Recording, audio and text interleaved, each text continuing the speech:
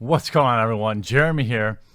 The quartering, shooting over on Unsleeved Media. By the way, this is my gaming channel where I cover all of the games you see behind me, as well as some drama in the Magic the Gathering community. If you want to subscribe, the link will be in the description below.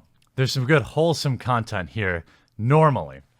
So what's in the news today other than me having to get up super early because I don't want to leave you all hanging?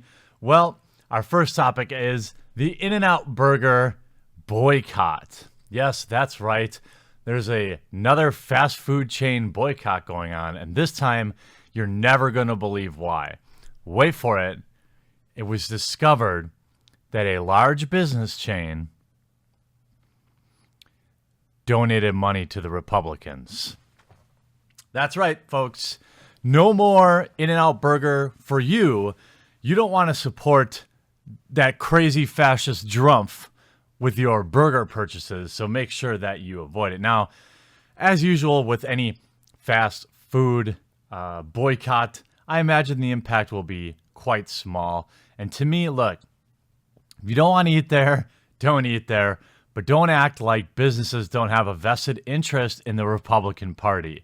I mean, these are the same people who will tell you that Chick-fil-A is the best chicken they've ever had, but they seem to be okay with the Bible verses on their food and things like that. But an In-N-Out Burger donating a whopping $25,000, that's a bridge too far. Next up is a bit of controversy in the gaming world where people are noticing a bit of quality difference in Spider-Man 4, both with the puddles, Spider-Man's suit, and the lighting. Now, Insomniac has come out and said that they have not reduced any of the quality, and that what people are seeing is a result of the position of the sun in the video game, as well as some video compression, I'm assuming, based on if somebody's watching the footage on YouTube or something.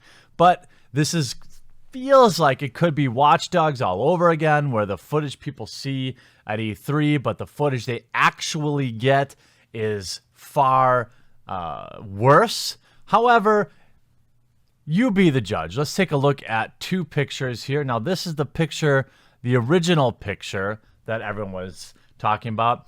Notice the way the water is. Now, they did acknowledge that they made less water. For what reason?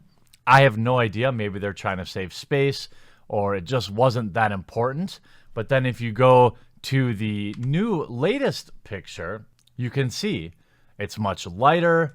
A lot of the water's gone. If you look at Spider-Man's suit, it works best if you look side by side. If we zoom in and we go side by side, you can see how in the right-hand picture, the suit is a bit darker. It is a little more bold, but you can see in the red of the suit, it just looks a little more clear here, a little more glossy. The water, obviously, even the water that is there looks a little bit more muted and boring. This water in the distance seems okay. Now, Insomniac has come out and said that they haven't reduced anything. So, in my opinion, you hope that they're not lying. You hope that what they're saying is entirely true. I think the game still probably looks good either way, and this may be a case of gamers just being gamers, but what do you think? Spider-Man 4 on the PS4, an exclusive title for the PlayStation, is, I think, the current top pre-ordered game in the market. It's highly, highly anticipated. A lot of you have asked me to get it on PlayStation 4 and play it on my twitch.tv/thequartering channel. What do you think? Do you think they downgraded the graphics, or do you think this is much ado about nothing? And then in the big update of the day, I've got to say big ups to all of you, because it looks like the coverage of the Zoe Quinn Kickstarter scam has actually caused her to give her backers an update. Now, in my original report, I said it was 6 months late. I was wrong. It's a year and 6 months late. And lo and behold, about 12 hours after releasing our video, there's an update. Now, it's, of course, backers only because she doesn't want anybody who might actually impartially report on this knowing, but I did obtain a small screenshot of part of it. Now, if you have the entire thing, if you're one of Zoe's backers and you want to send it to me anonymously, Watsy asked for this, WOTC, at gmail.com. Would love to see it. We see just a couple of things. One question, did you pick your goal just because it's sex weed number? Did you actually need that much money? Obviously, like things to be nice, but we also are an experienced development team who just take our jobs and accounting seriously. A lot of successfully Kickstarter projects struggle to see the light of day because they didn't realistically factor the game. Okay. All jokes aside, we did the math and found that $70K would fund the actors, film crews, voiceover, talent coders, contractors, and wildly sexy props. So basically, it was worth a couple $100 extra of the $70K budget to shave it down and be nice. That was the last update. Before that, it was October 29th, 2016. But we see this. She doesn't share anything. There's a Kickstarter update. But the TLDR, because $85,000 is not a big deal.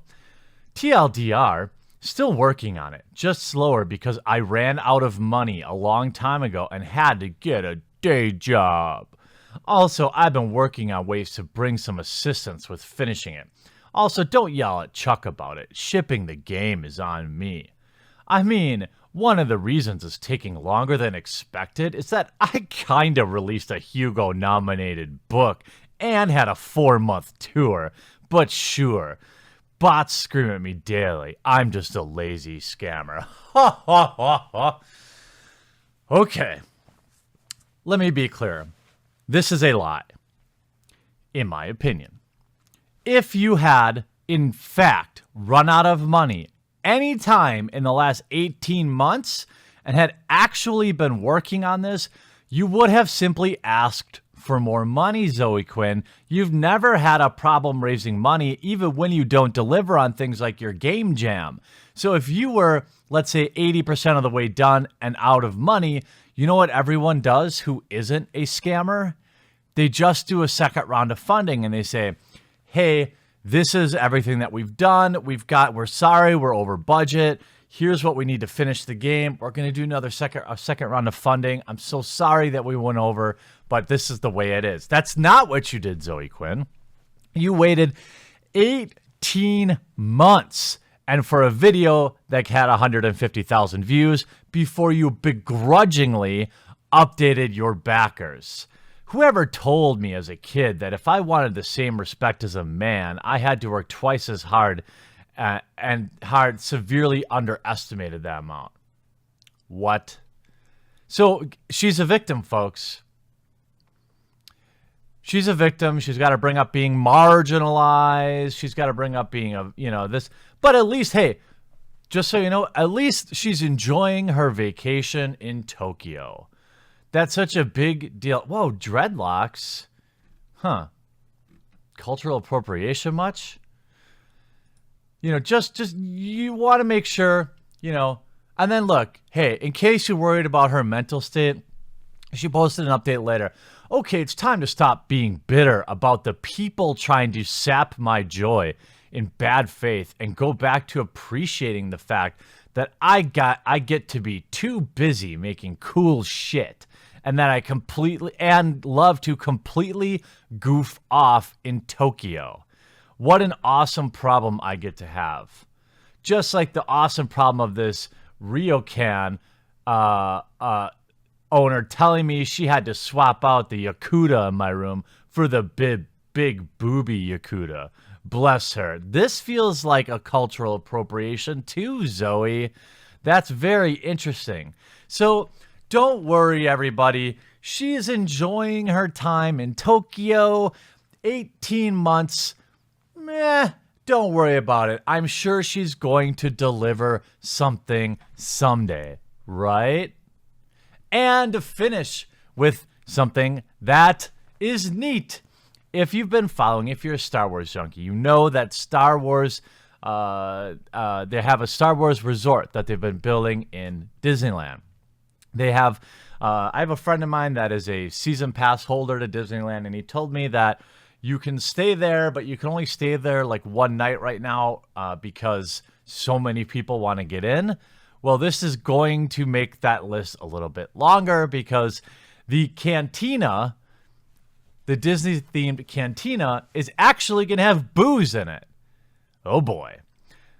Outrage's Cantina will be at the local watering hole in the new Star Wars Galaxy's Edge. I'm thinking about breakfast. Edge expansion, set to open in 2019. For the first time in 63 years, guests will be able to enjoy an alcoholic beverage inside of Disneyland outside of the secretive invite-only Club 33 hidden in New Orleans Square. At the new Star Wars Galaxy's Edge attraction nears completion and is scheduled unveiling in 2019. They announced today that its very own watering hole. The Cantina is kind of established that it attracts some of the most interesting and disreputable characters in the galaxy, the Disney Parks statement read. As you never know when a stormtrooper or a familiar face will show up, patrons of the Cantina from across the galaxy to sample famous concoctions created with exotic ingredients using otherworldly methods, served in unique vessels, with a choice for kids and libations for adults. The Cantina will make for a great stop. Well, if I ever get down to that, sure would love to spend some time live streaming from there one day. But for now, I'll enjoy it from afar and know that when I finally do get to go check out the place, I'll be able to have a drink or 30.